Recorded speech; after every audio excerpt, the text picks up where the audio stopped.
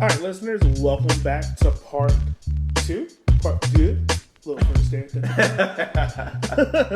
Of our breakdown of the 2018 French national team. That time I got it right. So, for part two, we are spending this part just talking about the games themselves. Yes. Because it would have been a lot to put into part one. Oh, yeah. So French, December 1st, 2017, French got drawn into a Group C, with Australia, Peru, and Denmark. I have to say Peru. You gotta roll the R. It was this YouTube video that I was watching. The guy was like, anytime I speak Spanish, I have to roll the R. It's just say something in Spanish. Roll the R. Peru. I'm pretty sure someone that is Peru's gonna listen to this episode. That's not how you do it. No. My bad. So, let's start off with match day one. They play Australia, the first game to use VAR at a World Cup. Yes. And remember how significant this was. This VAR was new. It wasn't as if, this is something that's been around for a long time. This was a new thing that they were trying to figure out, should we use it? Should we make VAR a thing here? Come to find out, yeah, we should. Yeah. It's not bad. The only reason why people don't like VAR is because England can't figure out how to do freaking VAR properly. No, they can't. I mean, I feel like anywhere else, VAR has been used correctly. Granted, we recently had a situation where VAR was used correctly, but because it was the first time something like this has happened, a lot of people didn't like it. Was the Real Madrid game where a penalty kick was given, but then because a penalty kick, a foul had happened in the other box before that VAR reviewed, then they brought it back. So, I mean, they are doing it correctly. England need to figure their stuff out. They need to go back to the drawing board and make sure that they just need to do it like everyone else is doing. Stop trying to be, let VAR be VAR. Let's not have English VAR. Let's have just VAR. Once again, that is an episode for a different day. But from my recollection, VAR went pretty well in this World Cup, but it wasn't too big until we get to the final. Outside of that, VAR works well. Yeah. So the scores of this game, and we're going to break down this game. Yeah, Griezmann and Bichik with the 82nd own goal. It really should have been Paul Pogba's goal. I still, in my opinion, I still think it's Paul Pogba because the original shot, the trajectory of that shot is going in the goal. Okay? But, so France opened the goal it was the first to be awarded with VAR. The reason why it was a contentious decision where Australia was claiming that Josh Rosen made contact with the ball before he fouled Antoine Griezmann, but the referee, Andreas Kuna, alerted by VAR consultant, the pressure monitor, and awarded the penalty. Yeah, so he actually, when I think the next time the ball went out, he stopped the game and went to look at the video himself to see what happened. Yeah, and I remember at this time, everyone was just like, "Oh my God, we're using VAR." It's like it's VAR, and you had mixed responses from it. You had some people saying "Oh, it's slowing the game down." Now look, he's going to the camera. This isn't American football. Blah blah blah blah blah. And I'm like, he's getting the call right though. yeah, he is getting the call right. You had so Griezmann scores at the 58th minute. Jodic at the 62nd minute, he scores off of a penalty, scores 1-1, and you can kind of feel that tension for France. It's all right, this is the first game, guys, we gotta win. Yeah, I mean, and it's Australia. No offense to Australia, but Australia, France. One, it should be doing a lot better than the other. Right. Because and I wouldn't say it has much to do with just skill level, but I think it's also steel sharpens steel. Yeah. And when you're going through qualifying and you're playing against the likes of Bulgaria and the Netherlands and even talking about other European countries, England, Germany, Spain, Portugal, Italy, these are solid squads. Who does Australia play against to qualify for the World Cup? Fiji. Japan. I'm trying to think because they're no longer in the Oceanic. They're in Asia, so they'll be Japan, playing with China, the Koreas.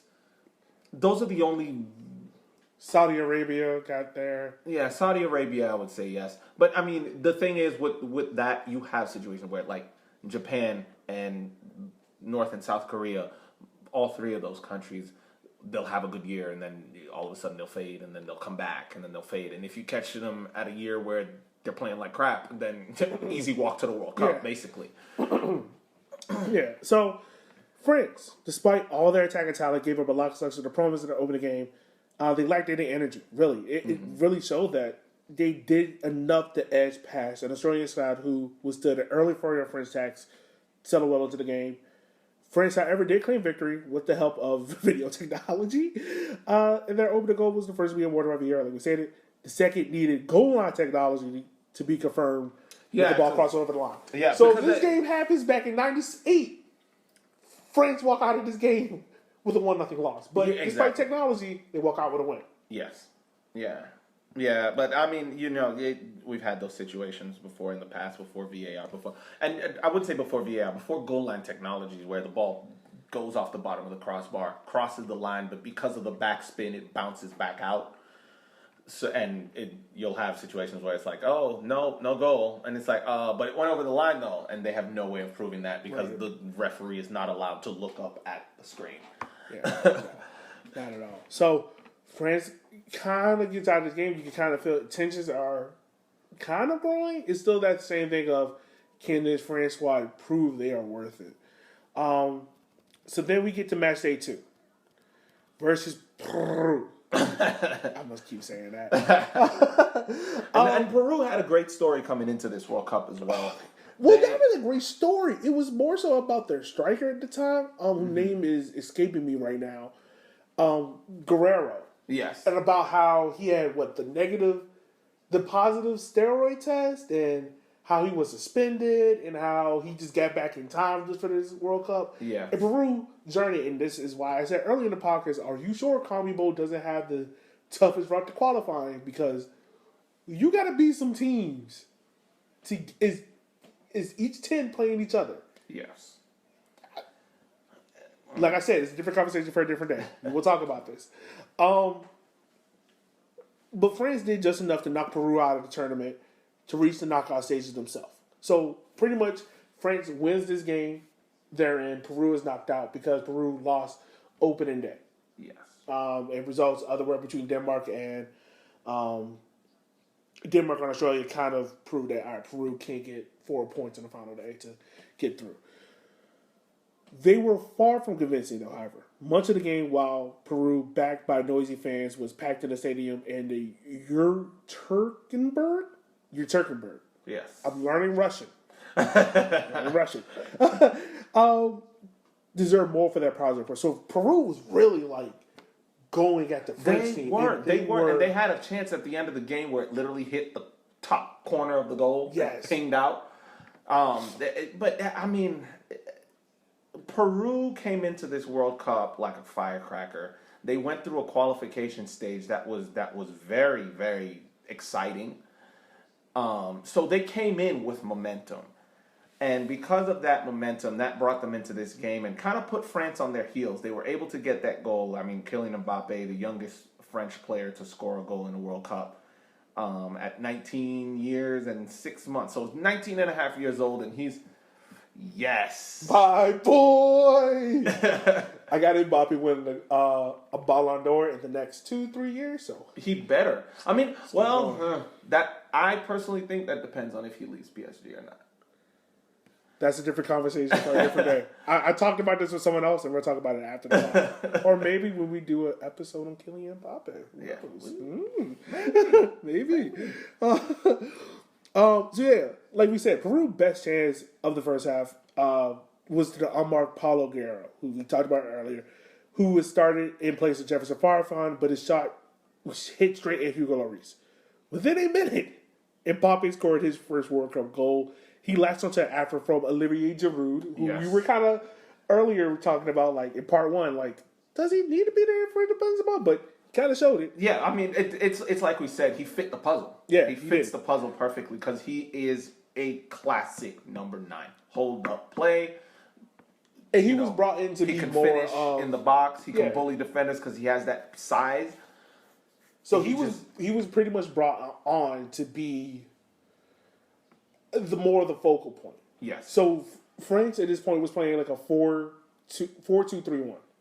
They kind of went empty bucket. Bob Bradley made that famous. I will live on that bridge the day I die. Yes.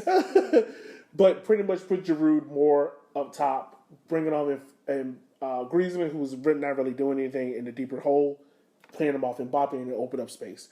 In their far front induction, at halftime, after Peru's attacking talents, and for most of the remainder of the game, they pushed a subdued French back line into their own half, but the South Americans lacked the cutting edge.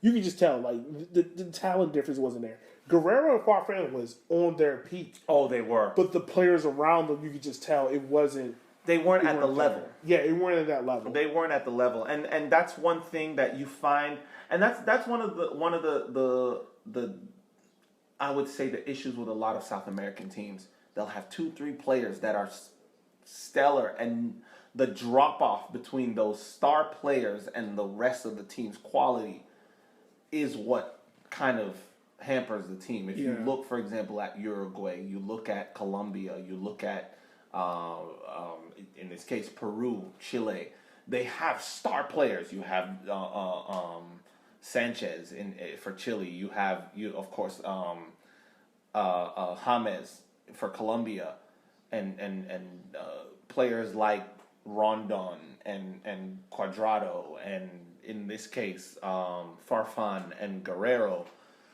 Suarez and Cavani. And then you have like a drop off with the rest of the squad in terms of the quality, and it kind of makes for kind of a haphazard performances. And I think that's one thing that Peru was suffering from is those two players can't do it all. Yeah, no. You can't expect them to do it all. And France was able to hold on for that win. Yeah, most definitely. Yeah. So France is already locked up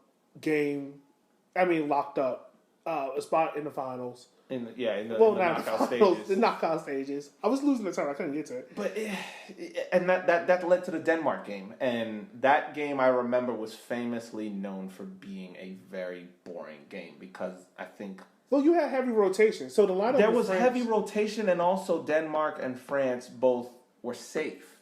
Yeah, and because of that, they played nonchalantly, and like the fans were booing. The fans were literally booing for most of the game because they were like, I understand you both are cleared through to the next round, but you're still supposed to be entertaining the crowd. There's so many jokes in that statement that you can make, but not going there. So yeah, like we had heavy rotation. Steven Mandanda came in, Sabia came in, Hernandez, Green got to start, Lamar, Dembele, and like I said, it was a boring game. France and Denmark pretty much played out the first goalless draw of the tournament.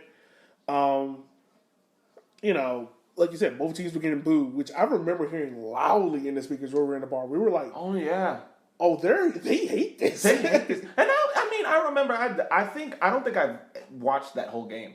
After a while, I was like, "Oh, that was the Pittsburgh game. That was the Pittsburgh game. That was the game you beer." You just beer me. You spend the whole game chatting it up. Yeah, no, there was barely any opportunities. Which they, went with a virtual B team, like we said. Denmark was struggling. They were breaking down their defensive wall against Denmark. Kasper Schmeichel go, who, by the way, congrats to him, winning the FA Cup for Leicester City, which is big. Griezmann did find a way to the goal, busting through in a counterattack. Matthijs Jorgensen fouled him for the game's only yellow card. So you can tell both teams were kind of in the mindset of like, look, we're both through. Let's not let anybody get hurt now. This is very preseason friendly-ish. French coach Didier Deschamps made multiple changes to our lineup, but the attacking innovations, notably Thomas Lamar and Ousmane Dembele, make little use of their opportunity. So Lamar and Dembele had an opportunity to say, like, hey, coach, you can put me in as a starter. They did not. Neither one of them really took charge of that. Real quick, before we go into the round of 18 game against Argentina, which you can say was probably the best game of the World Cup. let's It take a had moment. everything. Let's take a moment and let's talk about Ousmane Dembele and Thomas Lemar. Thomas Lemar at the time is at Monaco, made the move after this tournament to Atletico Madrid. Ousmane Dembele at the time is at Barcelona. I gotta say, neither one has really Reached the levels that the potential that they could have. Yes. Because in Fairport, Lamar, that Monaco squad by itself was something. They were. And Lamar was really the last one to leave because everyone left in 2017, if I remember correctly. Yep. Silva, Mendy, Mbappe. Yeah, Mbappe. I mean, he was still there, but he was on loan with PSG. Yeah, he was at PSG. He was on loan. But he was PSG. We already knew that. And then that was an option to buy, wasn't it? Yeah. Because that same year they bought. Whether they said it or not, it was an option to buy. Yeah, it was an option to buy. So that you had all that, and Lamar was the last one to leave. And I always felt like, because I remember the rumors where Lamar was supposed to go to Arsenal. Yes. But something happened, he goes to Atletico Madrid. And he never seemed to fit the Atletico Madrid style just because of Diego Simeone is what? We playing this 4-4-2 and you defend it. You can't defend, you're not touching this field. And that's why I partially love Diego Simeone. Diego Simeone is literally, he's old school. He's old school. And if you think back, and it's funny, we're talking about this, and we're talking about France '98. That was Diego Simeone's last year as a professional. Yeah, because he took Beckham away. Oh yeah. He made Beckham lash back at him, and which actually a lot of people don't realize because they were so honed in on Beckham and his retaliation. There was a miscount in that game because Simeone should have been sent off too. He had already gotten a yellow card before, and the ref gave him a yellow and then turned and gave Beckham the red for the retaliation. Beckham hadn't gotten a red card in that game, so it was a straight red. So it should have been 10v10. But that's neither here nor there. FIFA! Why does that sound like the Sego thing? Oh, man. That brings back memories. All right. Let's also talk about Ousmane Dembele. Now, this is someone who, gotta say, man, his career went rapid. Yes. Goes from Rennes 1 year. Borussia Dortmund. I think only stays 1 year Borussia Dortmund. Yeah, he was only there for a year. This is the thing I was saying about Borussia Dortmund. It's very hard that you have a young talent stay there multiple years. Yeah. Sancho, Haaland are exceptions to the rule. And they're on their way out. I think Haaland's staying. I think Haaland say he signed for another year. Because Dortmund already put the thing out of like he's staying. Sancho, I think, is out. Yeah, Sancho. But Dembele, I don't think he really ever made a dent in the Borussia Dortmund squad. Even got to the point where he forced his way out, go to Barcelona to be the replacement for Neymar. And he never really, and this is my thing, and maybe I'm wrong in saying this, but I feel like he got into this France national team because it's not because of how you're performing on the field, it's where you're at. Yes. Because if he's at Rennes or he's at Borussia Dortmund, yes. I think Lacazette gets it. And I think, we about to hit a what-if moment. All right. This revolving door. The sliding door. Follow me, because I'm Dembele. You hear Arsenal. No. I think Lacazette makes his move to Arsenal because he doesn't get into the French national team. Because remember, Lacazette at this time is the captain of Lyon. Yep. Lyon is one of the biggest teams in France. So you would think, I'm the captain at Lyon. I deserve to especially from Lyon, Fekir made the squad. Right. So you would think, like, hey, even though if I'm already at Arsenal, I deserve my spot. I think Lacazette goes to Arsenal so he can be in a bigger spotlight to get into the French national team. Yes. I think Ousmane Dembele does not go to Barcelona and stays at Dortmund. Let's say he stays at Dortmund. For another year, maybe. Whatever. I think then Deschamps is like, let me take Lacazette instead. Am I too off the beaten path? I mean, does Lacazette? Then the question is, does Lacazette go to Arsenal? I don't think so because Arsenal has reached a tricky stage right now where players are signing to Arsenal not to make a name for themselves, but just for the cash. Yes, that's true. For the wages, because Arsenal plays ridiculously high wages. So, I don't know. I mean, Lacazette. But I'm saying, does he stay at Lyon? Does he go to maybe an Atleti? Or because I can see Lacazette at Atleti. I could see Lacazette. So he joined in July 2017. So this is right after the Euros. After he was let go. Mm-hmm. After he didn't make the squad. And that's what I'm saying, man. Like, it makes you think, because if he doesn't go, so after the Euros 2016, kind of backtrack a little bit. If he doesn't make the move to Arsenal, and I think he makes the move to Arsenal to get into a better spot to the first national team, because English media, by scoring Arsenal, hey, you can't deny me. Yeah. Doesn't really hit it off in 2017. Ousmane Dembele, and I want to make sure that I'm correct in Ousmane Dembele. So Dembele in 2017 played only in 17 games and had 3 goals. So it wasn't as if he was lighting the world alight. But this is the other thing, and you go follow me on this. If Lacazette goes to Atletico Madrid instead of going to Arsenal, Thomas Lemar goes to Arsenal. And if Lemar goes to Arsenal, Pepe doesn't go. So where does Nicolas Pepe go now? Exactly. And Nicolas Pepe ends up at Barcelona. Where he probably should be. Like I said, you gonna feel me. You gonna feel me. All right. So, oh my goodness. By the way, listeners, let me know what you think. Let's close that sliding door. Yeah. Jason. Tell me what you think of that sliding door. Tell me what you think of that moment. Yes. And I'll love to hear your responses to it. All right, now to the firecracker of the tournament. Round of 16. France, Argentina. That game against Argentina. That doesn't sound right. Argentina. Argentina. There you so go. I have you on the show. Yes. But this game, man. And this game was the first signs of the changing of the guard. Oh, of like France is about that life? And to be honest with you, this year's PSG versus Barcelona was changing of the guards part 2. And it's been 2 years in the making. This was the start of it. Kylian Mbappe completely outshined Leo Messi in this game.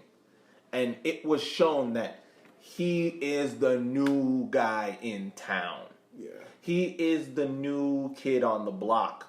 Lionel Messi, he did have some moments, but Argentina were not together. They were not playing that well. You had moments of brilliance. Of course, they have star players. They have Aguero. They have Di Maria. They have Leo Messi. They have star players who can perform. But as a collective,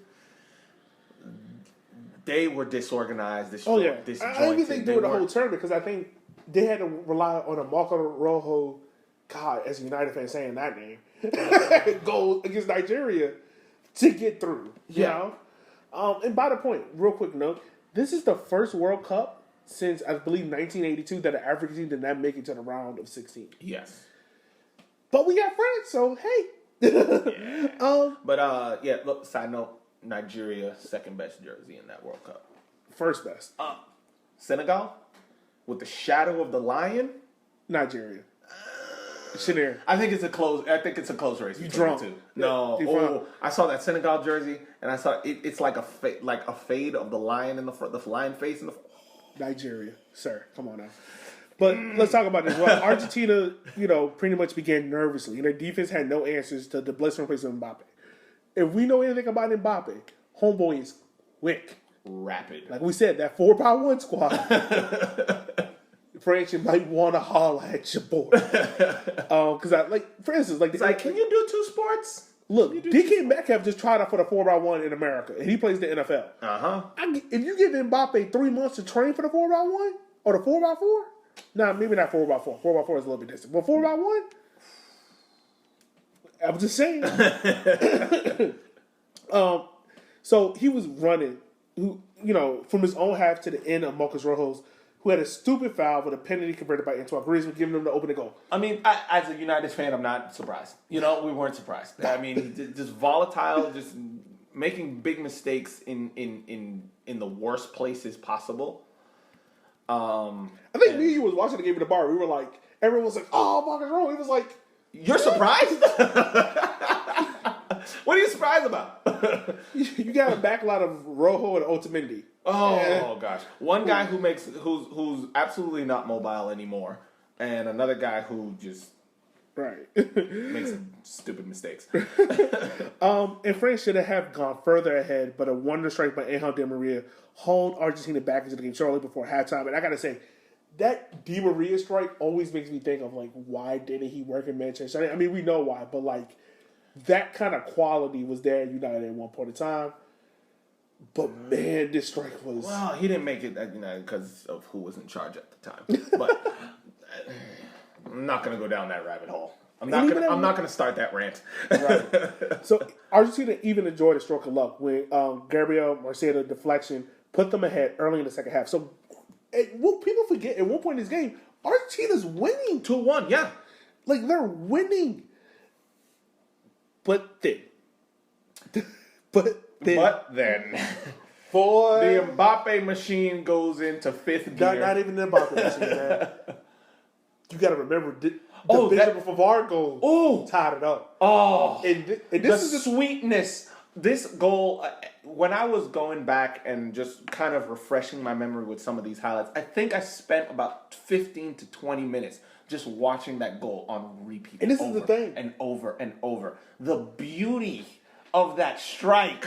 And you remember the thing, the whole argument was who had the better goal. Was it Nacho for Spain against Portugal when he caught his off the volley? Mm-hmm. Or Benjamin Pavard? Because both of them look the same. But I'm going Pavard because that slice on the ball and curves up. Oh. That shot defied gravity. Because as he's striking the ball, his foot is going down, and upon contact, the ball goes up. It was beautiful. Oh, it's just absolutely beautiful.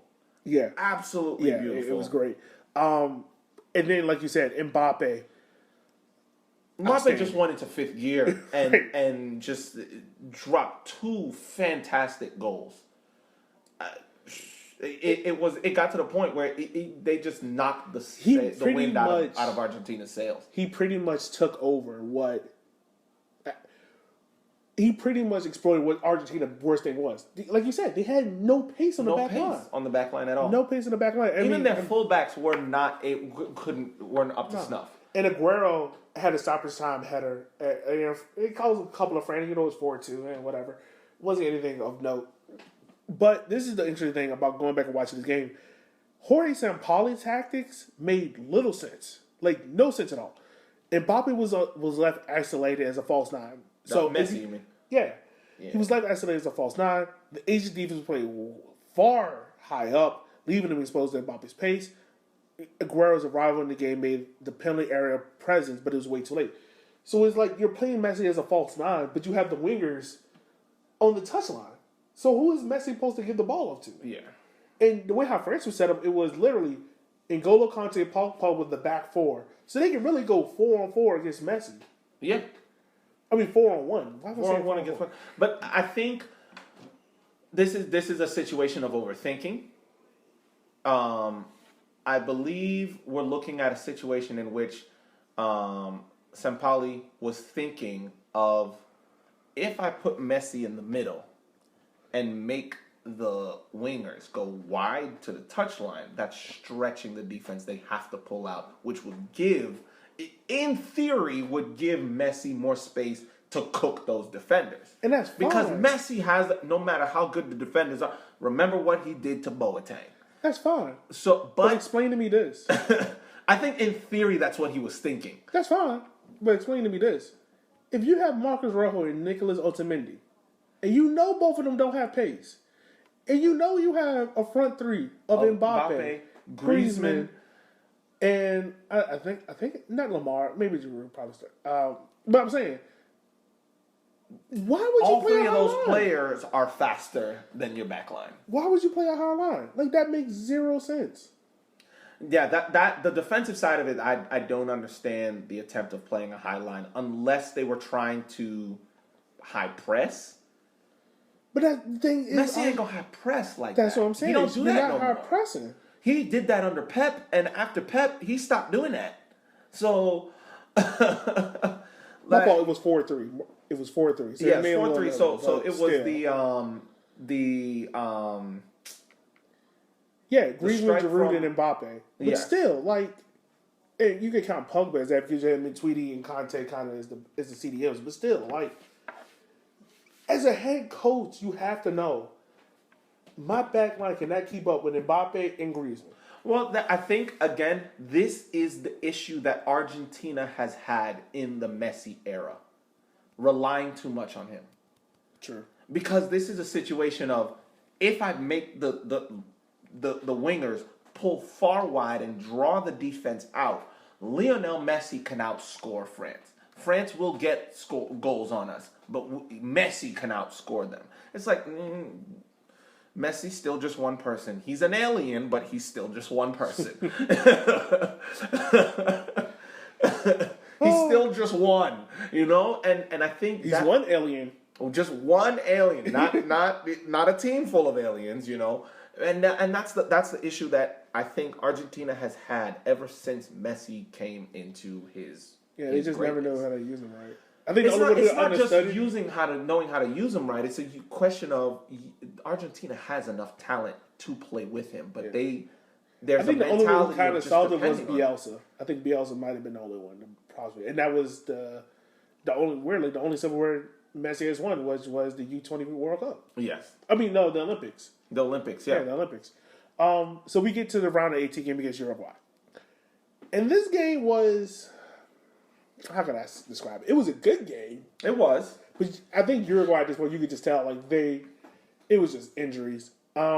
So France, with the goal from Rafael Varane and Antoine Griezmann, edged past Uruguay to reach the semifinals for the sixth time in their history. France rarely got out of second gear, but they did not need to. Without injured striker Edison Cavani, who got hurt in the round of 16 game, Uruguay plan was to close France down, restrict the movement, kind of pass and hope for a chance for a set piece. Unfortunately, it was France who took their chances at the set piece. After Rodrigo Bentancur fouled on Tolisso, Griezmann played a free kick for Varane on the opening score. And I remember this free kick because it doesn't look like it hit Varane's head. It literally skims off his head, and that kind of deflects it towards the goal. Yeah. So, and this is the situation where it's a textbook defender's header.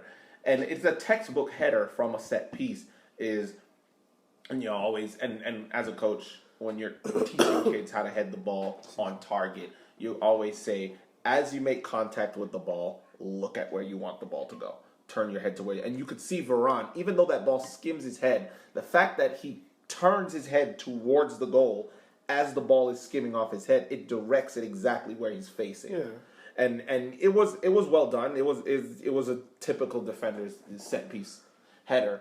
So, like I said before we started, if I had money to watch one partnership, like striker duo, it would be Edison Cavani and Luis Suarez, and I wish I could have seen them against France. Because I felt like they would have caused some issues. They would have caused some serious problems because that's two people that that are very good with their position. They play without talking. Yeah. And that's when you know you're at a whole nother level. Yes. They don't say nothing. No. Their feet do the talking for them. Right. And so Uruguay was forced to chase the game, but any chance of a rival evaporated when goalkeeper Marcelo fluffed Griezmann's shot for France's second goal. And it was pretty much dead in the water after that. You could tell Uruguay was just dead in the water. They didn't look like... I mean, Luis Suarez, as much as a villain he is, tried his hardest to get Uruguay back into that game, but it just looked dead in the water. Yeah. You could tell. It was just a vote of confidence. Once you have a goalkeeper mistake in the World Cup, you're already down. It's a wrap. It's a wrap. It's over. Already checked out. Yeah. So, now we move into the semifinal against Belgium. And this I feel should have been the World Cup final. Should have been the final. The final. I mean, I think it's hard to say that because of how well Croatia did play, even though they had a very aged squad. And you think about Modric was the player of the year. Can you imagine the storyline of Belgium versus France? Because they were the two powerhouses. No, not that. Imagine how many of those Belgian players didn't get looked at for the French team and decided to go for Belgium. And we would have had kind of a similar situation of and you gotta African descent players. They're right there beside each other. Oh my goodness, yes. And Belgium were the powerhouse around. Were a big powerhouse around that time. You had Courtois in goal. You had Romelu Lukaku, Eden Hazard, Den Donker, Kevin De Bruyne,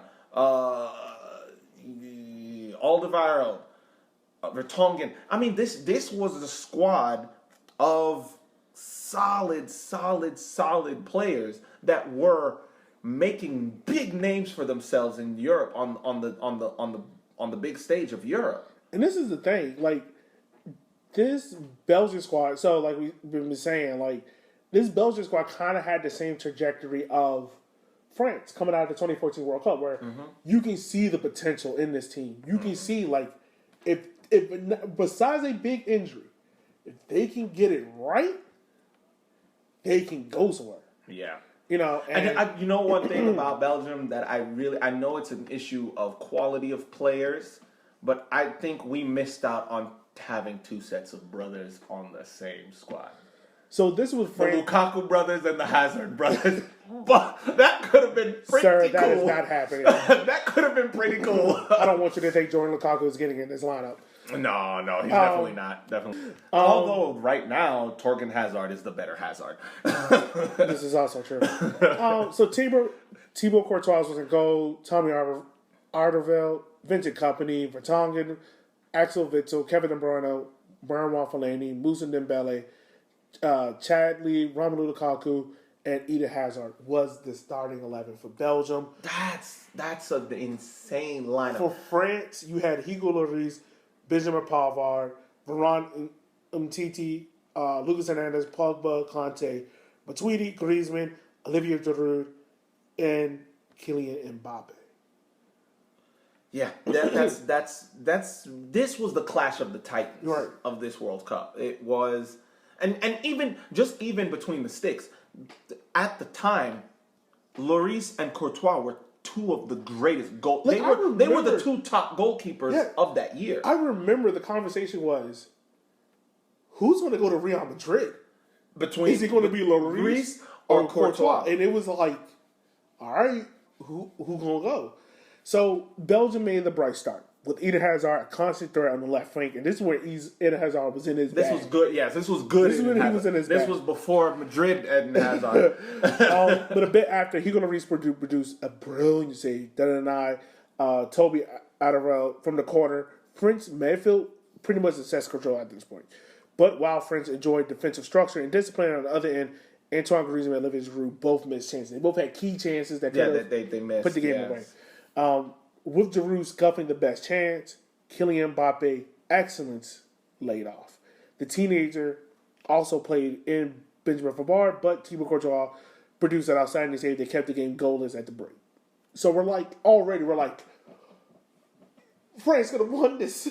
Yes, but could have won it. I mean, they did win it. They did win it, but they could have won it much more easily than they did. However, there's one brilliant thing that they managed to do was keep, apart from that chance at the beginning, they kept KDB and Hazard quiet for the whole game. Yeah. They really closed them down and prevented them from creating any danger. And of course, when you have players like N'Golo Kante out there and Blaise Matuidi, you can do that very easy because those types of players, that's what they live for. Right. That's their bread and butter.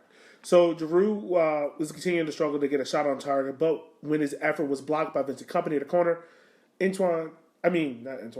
Umtiti rose up near post to head it home for the only goal of the game. And the goal celebration? My boy swagging. Ooh, that was one of the best goal celebrations. Right, he looked so cool. Dude, like, I expect to score like Best goal celebration, man. It was dope. Yeah, that shit was dope, y'all. So France pretty much maintained control for the rest of the game, sitting deep and inviting Belgium to find a way through. I think this is where France was kind of just like, I think this game showed the adaptability of France. Yes. Because in the French game, they were on the front foot. They were the one going at them. And in this game, they knew if we open up like how we did against Argentina, they're going to cut us up. Yes. Their midfield is way too good. Yes, their midfield is solid. Where like Argentina is, I mean, it's questionable. Yeah, France decided to sit back. So with that being said, like, you had a brilliant back end front, Mbappe that played Giroud, who shot go over. Substitute Martinez was brought in to kind of purpose Belgium's right flank, but Fellaini had it just cross inches wide. He had to cross him, but Fellaini had it wide. Romelu Lukaku was well marshaled by the French center backs. TT and outstanding Rafael Varane, but he did find space, as he always does. He's a space provider, and I don't know why people say Lukaku's anything but that. He's proved that this year winning that title for him. I think the only criticism that Lukaku has had throughout his career is his first touch. Apart from that, he is dangerous. Yeah. Dangerous. Yeah.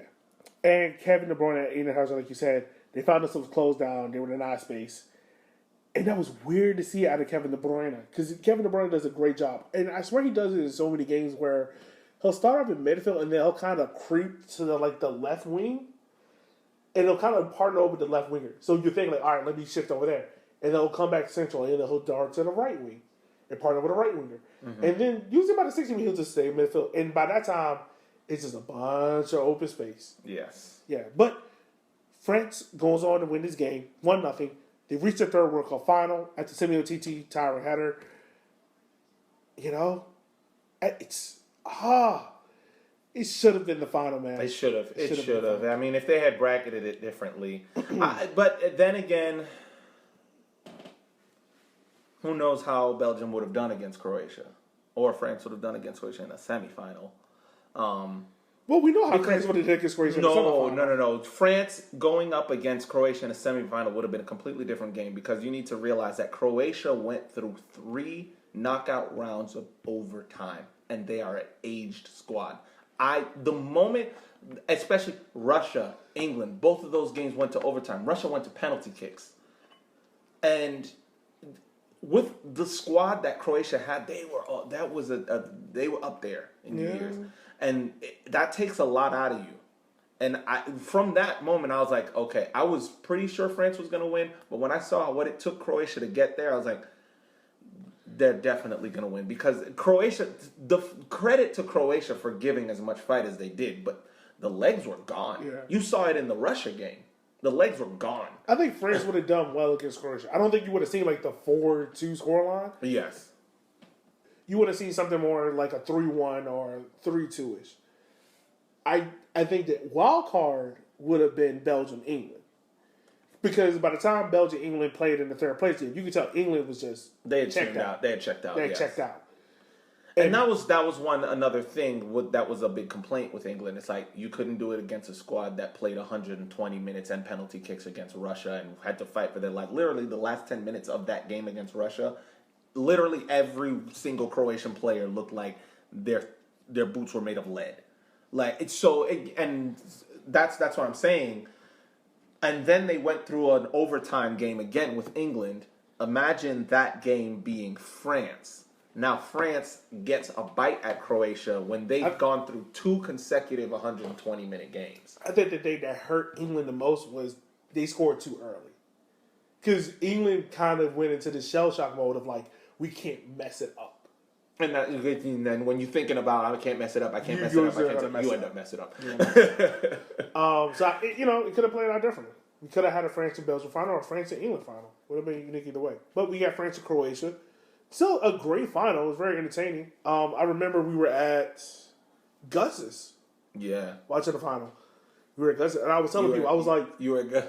Yeah, I had driven up. I had gone to visit my sister, and I got to watch it with my sister, my mom, and my dad, my brother-in-law, and my wife, and it was... I remember that day. I was shit-faced. I know we're not supposed to cuss on this podcast, so I'm telling you, I'm shit face. Because I betted on France to win. So we had this pool at work, and I told everyone, I was like, y'all can pick whoever. I'm picking France. And I put $100 on France. Yeah. So everyone put $100 in. And I think I walked out with like almost $1,200. Nice. Of course. I mean, who would put... I don't understand why anyone would have put...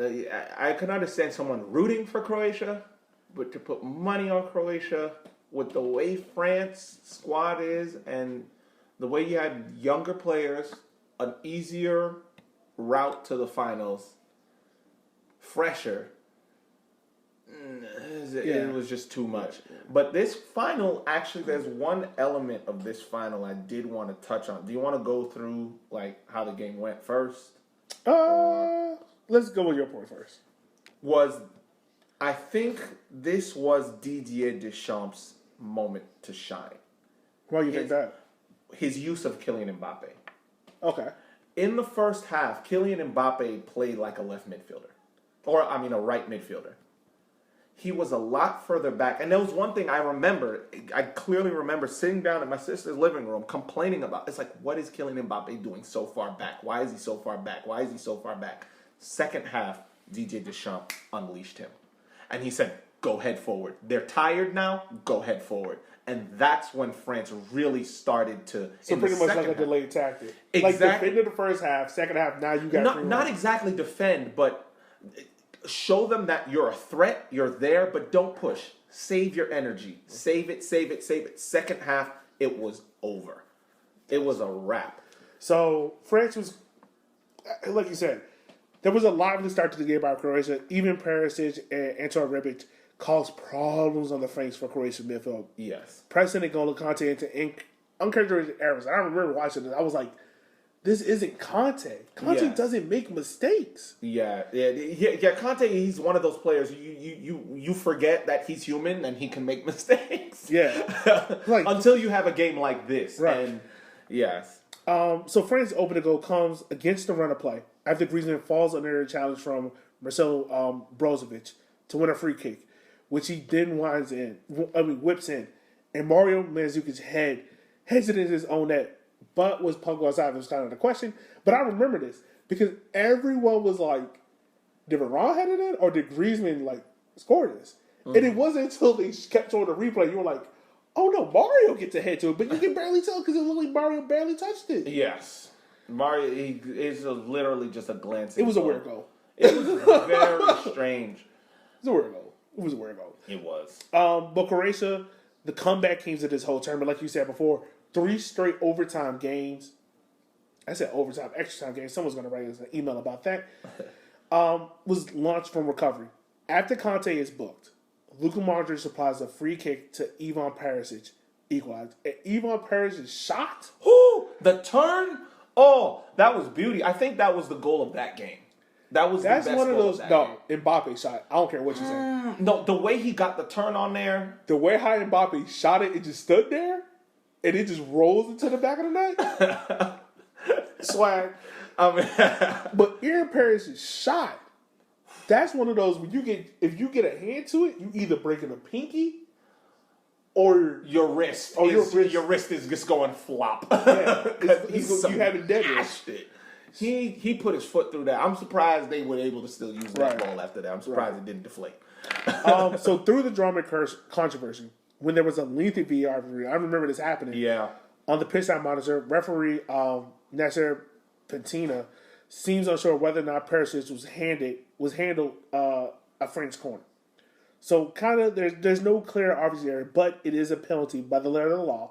And I remember because it was was his hand in a position of where it could... Yeah. It was kind of like dead hand, kind of like when you make that move with a jump, and you just leave your hand hanging and hits it, you're like, did he mean it? Did he not mean it? Yeah, and I think that is an element that needs to be taken up with the refereeing board because... That's an episode for another day. We have VAR now, so we have time to look and see, is his arm just limp? Because if his arm is limp, there's no way he intentionally put his hand in front of that ball. Well, nonetheless, it's Griezmann making 2-0. from the spot. Yes. So and Conte is booked, which is this is a weird game for Conte. Yeah, it was a very strange game. Like, so Conte gets booked. He subbed, but France remains in control. And I remember this point because they were talking about on the broadcast about like who's going to step into Conte's spot now. And I will say this: Paul Pogba did a magnificent job. He was stellar. Because he helped out a lot defensively. He really didn't put a foot wrong in this game. No. He really did not put a foot wrong. He was amazing. And this was the Pogba that, you know, Manchester United is like, this is what we paid for. Now come and do it for us. However, this is the different situation. A one-off game where he has to kind of do a little bit of a CDM job is different from asking him to play 8, 6, and 10 every game. And that is what you saw. You saw Pogba have this freedom to play in the pocket that he is comfortable in. Now you have the situation where Conte gets called off. He can do a good job in that position. Yeah. He can do very well. So, a brilliant goal for Mbappe, who became, I think, the second youngest person to ever score in the World Cup after Pele. Yes. Second or first, I can't remember. I think it was the second youngest player to score in a World Cup final. Yep. Was Mbappe. And then Pogba gets his goal in the World Cup final before Hugo Lloris gives up a howler to Croatia. I remember this. I was like, Hugo. Because with that howler, he pretty much gives away the Golden Glove to Courtois. Yes. And I was like, come on, man. But, you ready for this? Sliding doors moment. Hugo Lloris to Real. Because remember, Courtois wins this Golden Glove and goes to Real Madrid. Yes. If he doesn't win it, he stays at Chelsea. Lloris goes to Real, and there's no Kepa. Kepa goes to Spurs. Oh no! But unlike Chelsea, Kepa works at Spurs because of Pochettino. Pochettino's not going to put up. Because with his remember this, Courtois gets hurt. I think it's 2019. Yes, he has the dislocated elbow. Mm-hmm. He gets hurt. No, 2020. I think it is. No, I think it was 2019. Yeah. It's 2019? Ooh, I remember that injury. It just popped into my head. Ooh. You're right. It's 2019. When he went for that dive. And, against Brighton. So I just felt that. Oh. So he doesn't get hurt. That means Pochettino doesn't, quote unquote, kind of loses his locker room because now he has to play. I can't remember who the goalkeeper was, but he wasn't. Was it Vorm? Yeah. So Kepa's there. Yeah. Which means now that Kepa is literally Courtois' understudy. No, he's no one's understudy. He's no one's understudy. He's but basically Courtois taking but Kepa is not going to do the shenanigans he pulled under what was his name at Chelsea? Oh, I know. Sorry, yeah. Pochettino wouldn't put up with that. No. But Pochettino's not putting up with that nonsense. I think it works better for him there. And I don't think Tottenham is paying that much for him, as much as Chelsea did. But Chelsea keeps Courtois, which also I think it doesn't affect Eden Hazard going to Real Madrid because I think he goes to Real Madrid regardless. He goes to Real Madrid regardless, but still, you have a Chelsea squad that have Courtois in goal, not Kepa. No, Courtois. Oh my God, Courtois goes to PSG. Because remember, so Keylor Navas leaves Real Madrid. That means Lloris goes there. So if Courtois stays at Chelsea, that means that now he goes to PSG. That means Keylor Navas at PSG. That means Keylor Navas goes to Chelsea. Oh. I worked through it. I had to work it out, but I got there. Oh goodness, Keylor Navas at so PSG. Literally, what would Sarri's season be like with Keylor Navas in goal and not Kepa? Because Sarri doesn't get fired if he has Courtois that 1 year. Yep. And He pretty much keeps keeps his Courtois. job. And which means now that Frank Lampard doesn't move up to Derby. Jeez. So Frank Lampard. So stays Frank at Derby. Lampard is still at Derby. Then where does that put Wayne Rooney? Wayne Rooney probably does one more year at DC United. Yeah. Yep. And takes over the head coaching job at DC United. Whoa. Wow. That's all, folks. That's your what if. That's your big what if moment. Yes. All right. But yeah, no. Hugo Lloris, he does make a few mistakes, but he was solid throughout the whole tournament. And one thing, no matter how well France played, it is no debate that whole year, club and country, Luka Modric, player of the year. You think so?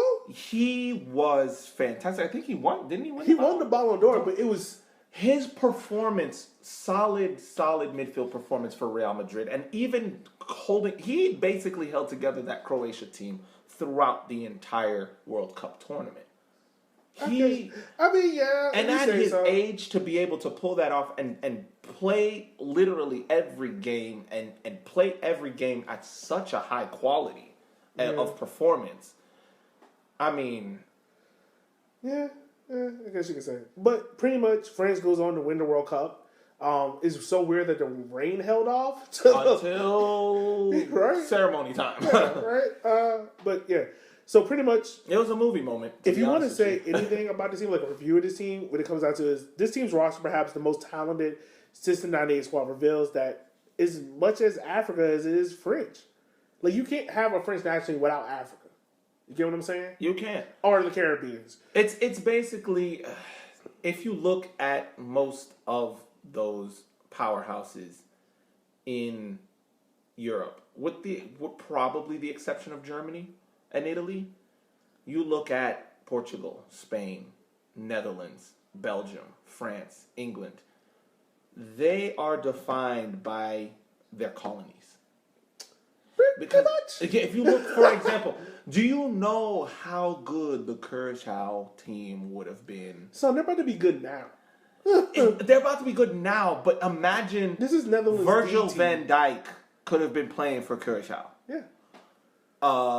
Portugal's best player outside of Cristiano Ronaldo, his name's escaping me right now, but could have played for an African country. Yes, Angola has a lot of they have a lot of immigrants in Portugal. You look at England. I mean, there are more Jamaicans in England than there are in Jamaica. Let that marinate. But like the only team that gave France its first and only World Cup, this team distinctly African is again inflecting questions about assimilation of France during a moment where racist populists gain momentum. And we're seeing that here in America, where the question comes up: is he French enough? Is he French? What does it mean to be French? And I think what it really comes down to is not anything in a set book of qualifications. Not anything set in. No one person can determine whether or not you're French or not. It truly comes down to, for this French national team, they represented the country the best way they could on the field, and they displayed all the beautiful qualities of not only France, but Africa and the Caribbean. Yes, and one thing that I know that this probably would seem like a hot take, but France need to realize that they're becoming like the United States. Their identity is slightly being diluted by immigration. And because of that, the thing is, that's not bad. It's not bad. It's not. But they need to understand that being French now isn't the same definition as being French 40, 50 years ago, you know? Yeah. A French person is a French person is a French person. French culture is still strong. However, you need to realize that your country does have a lot of immigrants. Yeah. And one thing that country, and I do feel that this is an evidence of it, this team winning the World Cup, this U.S. national team squad looking like they can do some damage in the next World Cup. England looking like they can do some damage. The fact that you have immigrants in your country says two things. First, it says that you are now receiving a lot of different elements, good or bad, a lot of different elements from the rest of the world. Second, if they're coming to your country, that means there's something good about your country, and you should be proud of it. And that's the thing that I think the French, the British, and Americans need to remember.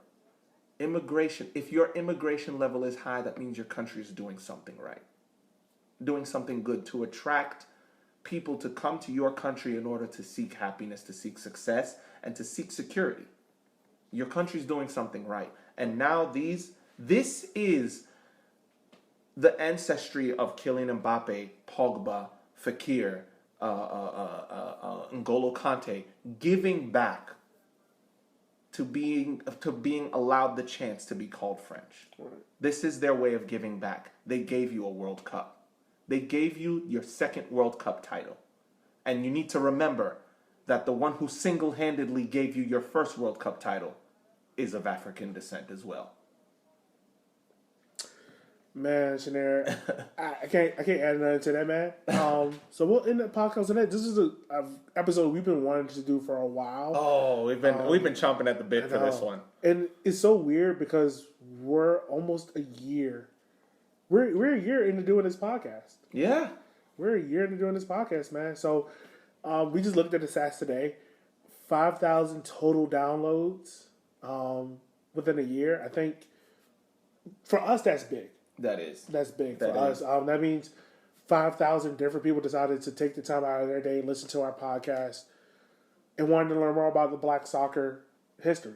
And we both kind of fashion ourselves as historians of the game, people that want to learn more about the game. You're more the technician. I'm more of the historian. Yeah.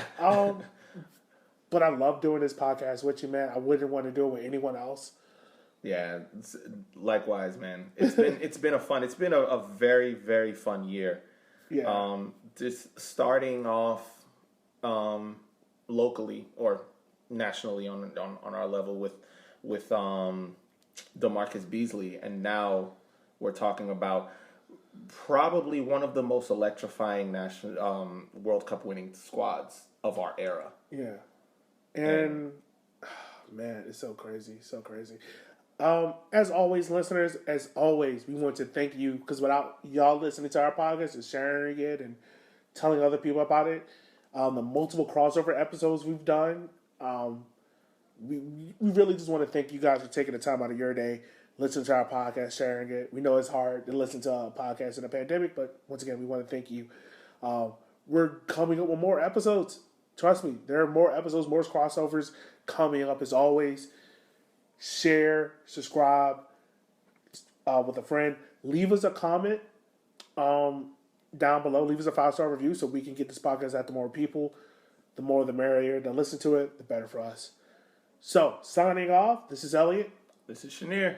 We will holler at you guys later. Remember, Can I Kick It is your #1 podcast for all Black history.